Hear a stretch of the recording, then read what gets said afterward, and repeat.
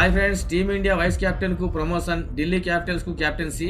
Friends, నా channel first time చూస్తుంటే subscribe చేసుకోండి. అలాగే వీడియో నచ్చితే ఒక లైక్ అయితే చేయండి. మీరు చేసిన లైక్ వల్ల ఈ వీడియో అయితే చాలా మంది వరకు రీచ్ అవుతుంది.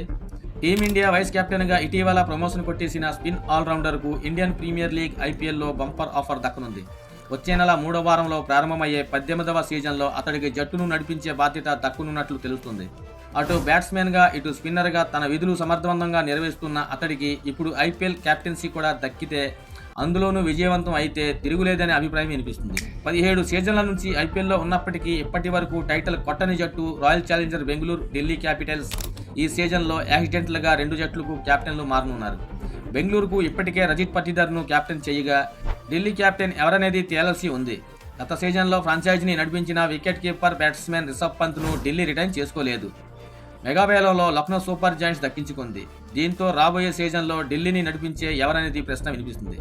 ఢిల్లీకి కొన్ని సీజన్లుగా ఆడుతున్న స్పిన్ ఆల్రౌండర్ అక్షర్ పటేల్ గత ఏడాది టీ20 ప్రపంచ కప్ ఫైనల్లో అద్భుతంగా ఇన్నింగ్స్ ఆడిన అక్షర్ మొన్నటి ఇంగ్లాండ్తో టీ20 సిరీస్కు వైస్ కెప్టెన్గా ప్రమోషన్ పొందాడు. వన్డే సిరీస్లోనూ బ్యాటింగ్ ఆర్డర్లో ముందుకు పంపగా మంచి ఇన్నింగ్స్ ఆడాడు. ఈ నేపథ్యంలో వచ్చే సీజన్లో ఢిల్లీ క్యాపిటల్స్ కెప్టెన్గా అక్షర్ పటేల్కి అవకాశం దక్కుతుందని అంటున్నారు టీమిండియా మాజీ ఓపెనర్ ఆకాష్ చోప్రా. ఢిల్లీకి చెందిన ఆకాష్ ఇప్పుడు అనలిస్ట్గా ఉన్నారు.